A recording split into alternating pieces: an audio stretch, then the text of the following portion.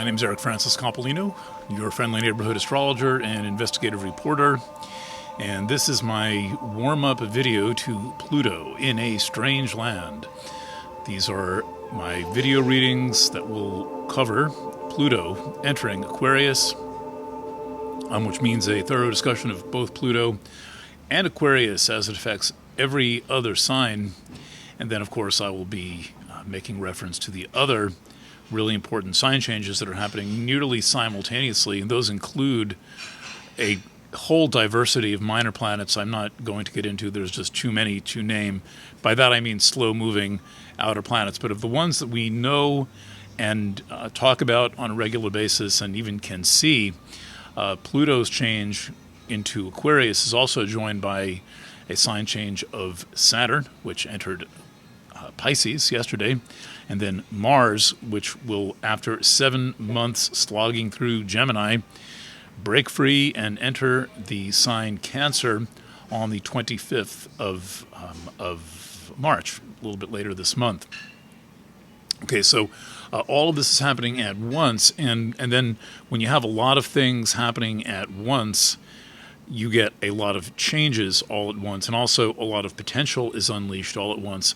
And then, adding to that, there can be quite a bit of confusion that is unleashed all at once. And so between all of those moving parts, it really is important and necessary to make some decisions, and those decisions are best based on what you know about yourself and what you know about your environment. And so astrology is a study of self and a study of environment, and then when it's really working, it's a study of where the two meet. So I have put, fortunately, equal emphasis in my career on astrology from a healing perspective for individual people, and then studying thousands of charts of mundane events, which is an ongoing project, and I'm glad I have that. As a news reporter, I'm really grateful that I have this kind of a tool. But then when it comes to astrology as a therapy tool, besides a really good therapist, you could hardly want a better tool, assuming somebody knows what to do with it. All right, so let me briefly go through a couple of points, besides ones I've already made.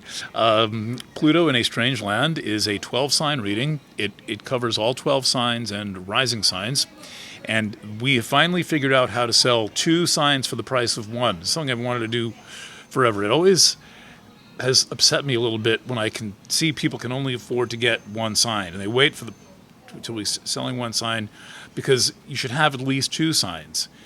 At least you should have your sun sign and your rising sign, or your sun sign and a partner's sun sign. At least give you two different readings to compare, because the readings are quite distinct, despite the fact that it's the same chart that I'm reading pretty much over and over again. So we've solved that problem.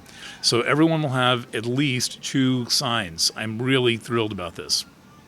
Okay, and the next thing is we have figured out a way to get these readings longer than 29 minutes.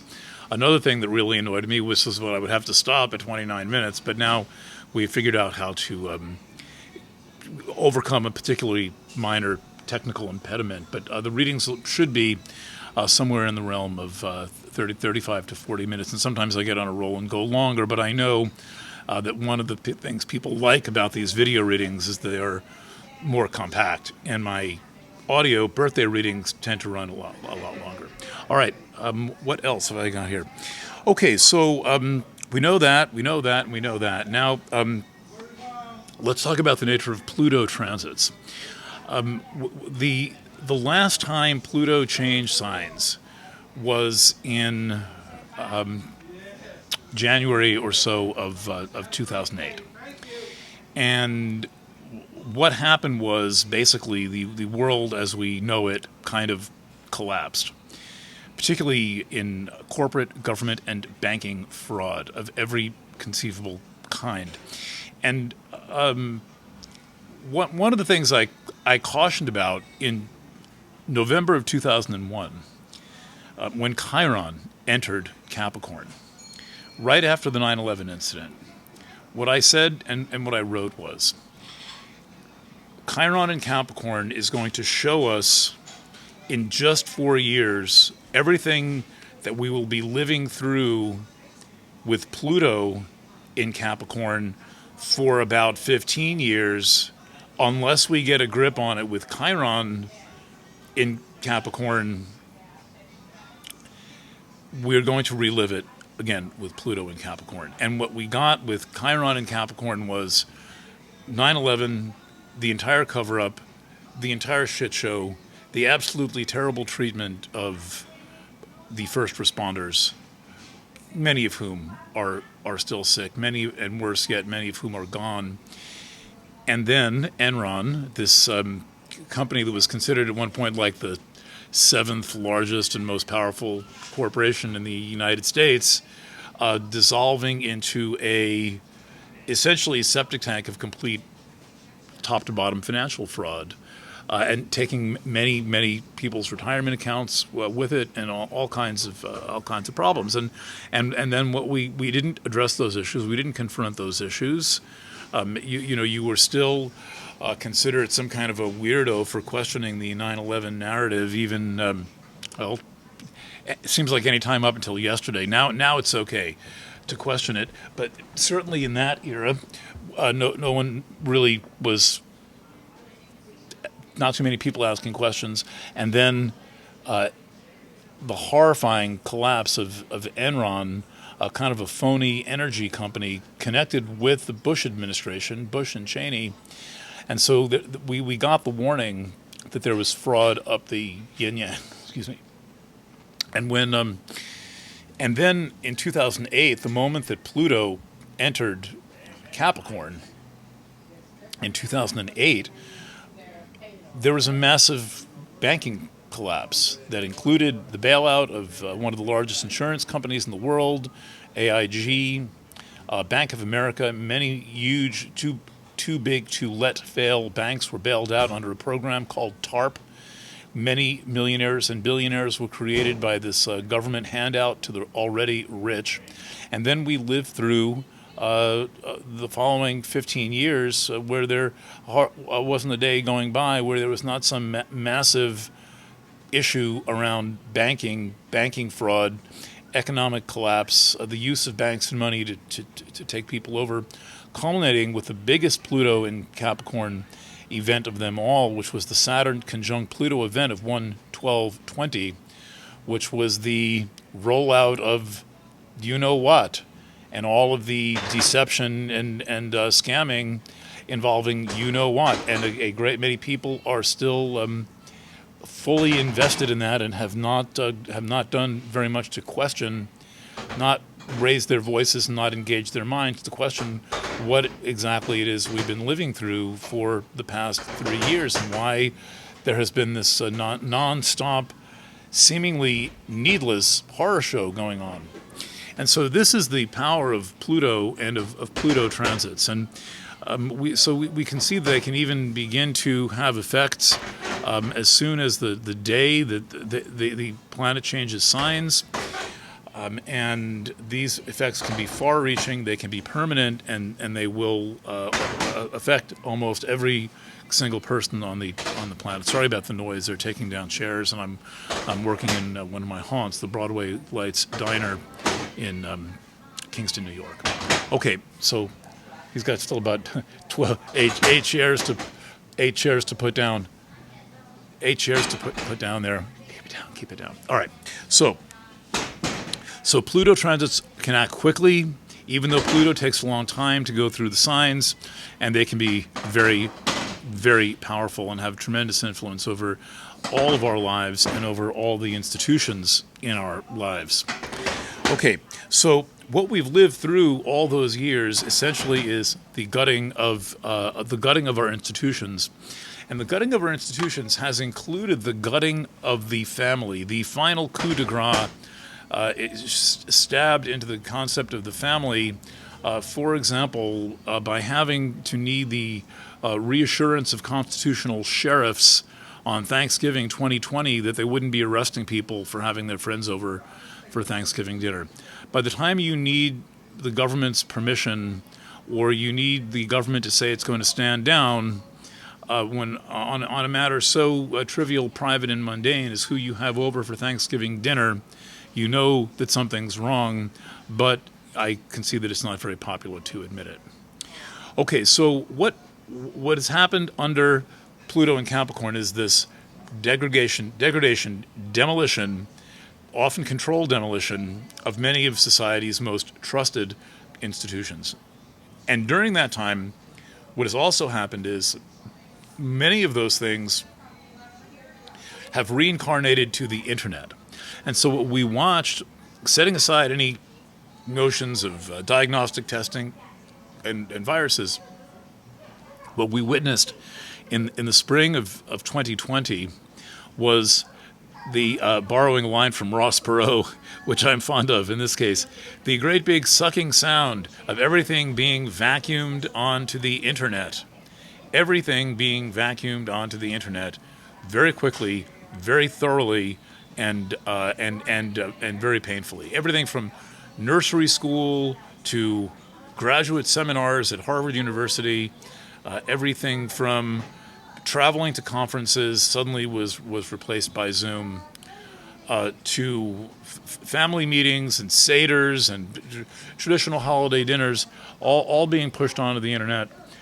Organizations like Grubhub and Uber Eats and all this stuff exploded during this time, and what was not on the internet in 2019, for the most part, was on the internet in 2020, and this has put it's done several things that are pretty seriously troublesome, in my opinion.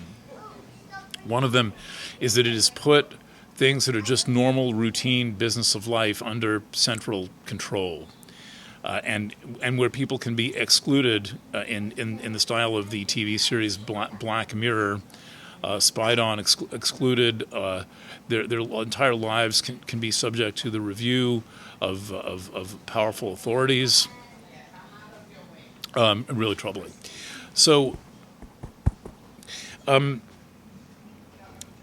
then there's the matter of all of our social patterns being on the internet. And here's where the Aquarius theme comes in. So the Aquarius theme is energy patterns, right? The wavy lines of Aquarius are waves of energy. You don't need to be a physicist to see that. That's what they are. They're energy lines. And we know a lot more about energy than we ever have known about it. Fields of energy, particles of energy, waves of energy, and so forth. So Aquarius represents the energetic patterns. It also has a property of crystallizing those patterns, meaning that what starts what starts one way, once it passes through or is treated by Aquarius, can become very rigid and crystallized and not subject to change, not subject to flexibility. Aquarius is a fixed sign, and even though the other three fixed signs of Aquarius are pretty fixed, Aquarius may be the most fixed sign of them all, because it represents thought, it represents things that are subject to thought, and it represents something that is of supreme importance in the world and astrology, which is social patterns. And so social patterns used to be said in the old astrology, it was said as groups, right? That's what everyone learned. Everyone who learned astrology learned, well, astrology is about groups. Okay, it's much more than that. Aquarius is about the patterns that people form, which very often mimic family patterns. And further, Aquarius is about where the individual meets the group, which is also a factor of family patterns, right? It's very, very similar, because the family is the first group, and then that group is a group in contrast to you. So now we've got family patterns, social patterns, the individual versus the group, which we saw plenty of during the Saturn in Aquarius period that just ended yesterday, but which began in March of 2020, just as the world was locking down, which is a prison term, locking down. So we had 3 years of Saturn in Aquarius, and during that time there was constant, nonstop drama of groups trying to pressure individuals to do things they didn't want to do, and individuals either complying or standing up to the groups. Add that to the energy factor of the internet, meaning Aquarius largely representing the internet, though there's one other sign, which is Aries, which is very closely connected to the internet, and I'm going to get to that later in the reading. And suddenly you've got all of our social patterns, all of our family patterns under the total control, crystallized situation of being on the internet. Now, I want to tell you what we're losing in the process of this. I've been studying a little bit of social and political philosophy, and one of the things I'm learning is about the United States, and then the model of government that the United States propagated into the into the world. And in the United States, our group meetings are very important. All of our social groups, from the Kiwanis Club to the Junior League to the Boy Scouts and Girl Scouts to Toastmasters and to any other of these social groups, these are the way that we organize our society. They are the way that we get to know people. They are the way that we build and experience community. This includes churches, which are much more casual in the United States, where they can have things like church picnics. You have all of these Protestant churches across the country that are constantly having picnics and little potlucks and parties, and Quakers have potlucks every Sunday often and so forth. All of these are essential to the structuring of society and to making sure that we know each other as a community and that we have influence over our community. Of course, they include things like our township committees and our planning boards and our school boards and all of that. And as bad as these things are, they can be, they provide us with a place, with a forum where we can get to know our neighbors and exercise some power. Also, having the ability to run for political office. This is a very unusual thing about the United States, where people, ordinary people, can run for political office and have influence over the affairs of their locale, and even more so. So when you take all of that, all of the fire halls and all of the volunteer everything that we have in the United States, and suddenly you supplant all of that natural, organic, social patterning with this centralized thing called the internet, where everyone has to conform, and where people think that if you do things on Zoom, you're really doing them, and if you meet your neighbors on Zoom, you can really feel them, and if you're eating dinner on Zoom with someone, you're really eating dinner with them. And suddenly everything is in this is kind of levitated, ascended, I think, right?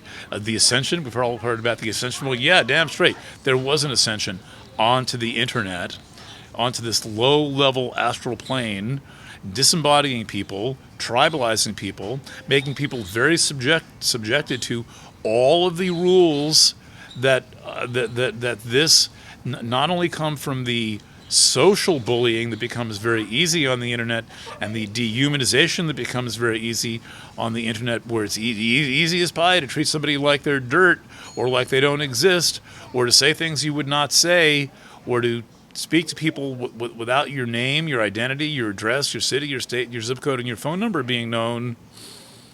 Well, we've got a little problem here, and we don't readily see the problem. The problem is never seen until there's a shift, sudden radical shift in the environment. Enter Pluto in Aquarius.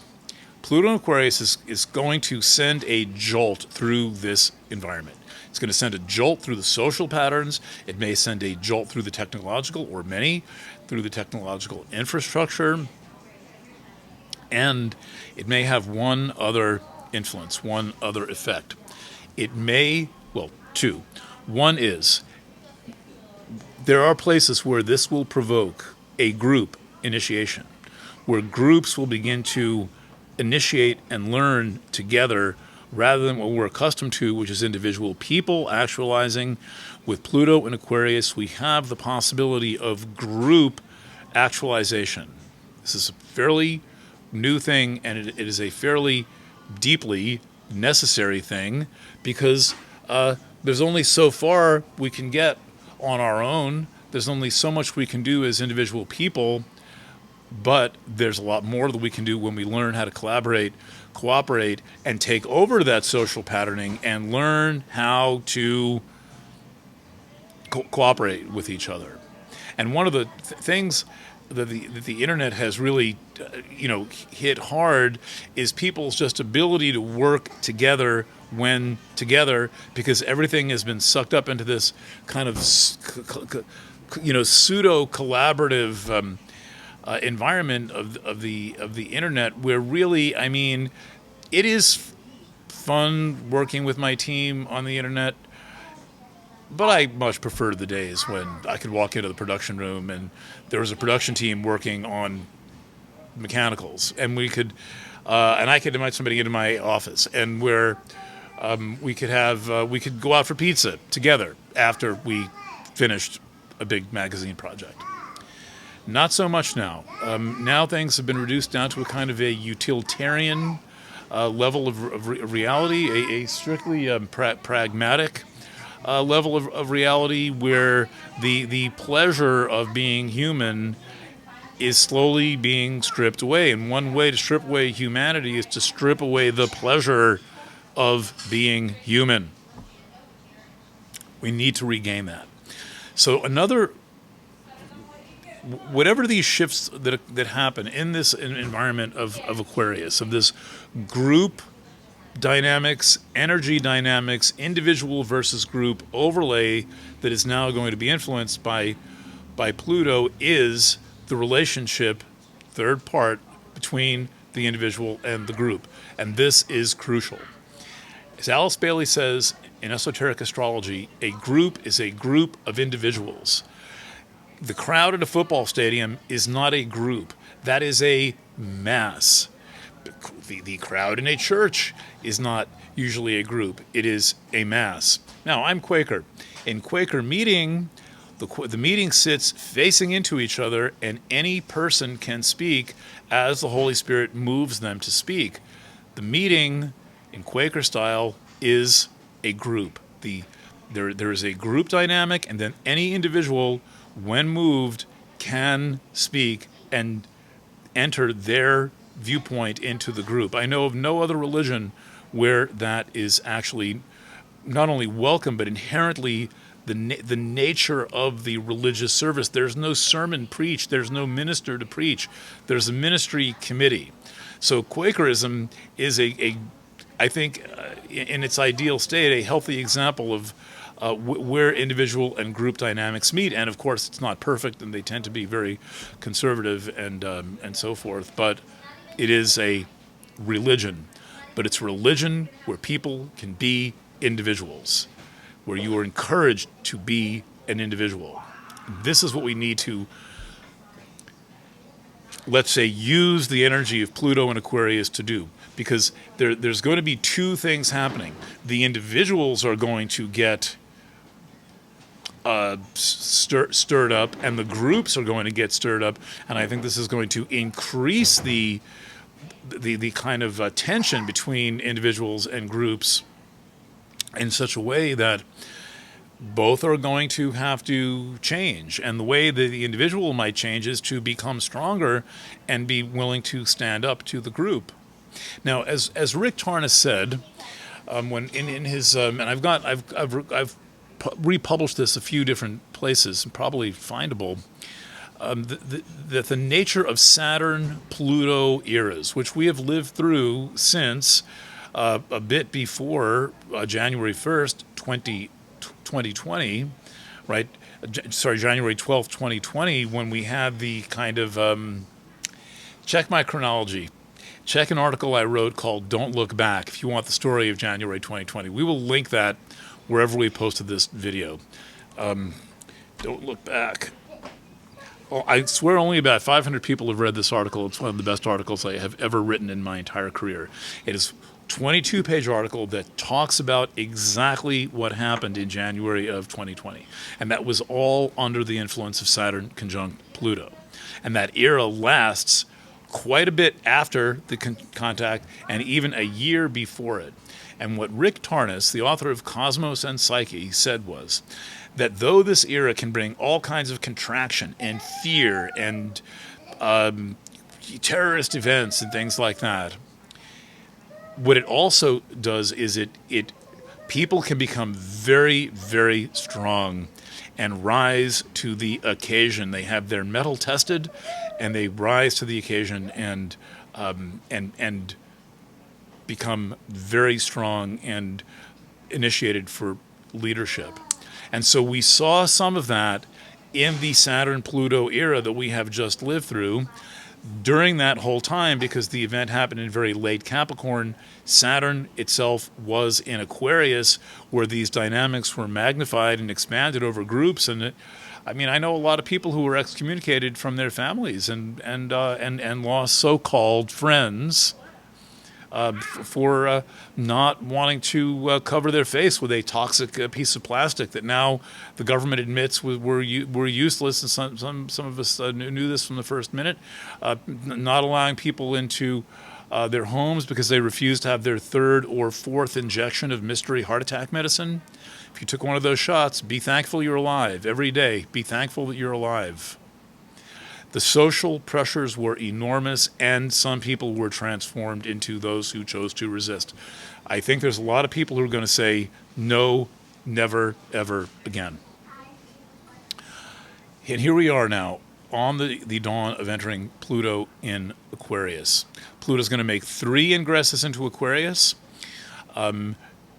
That will wrap up, and with Pluto permanently taking home in Aquarius for the next 19 years in late 2024.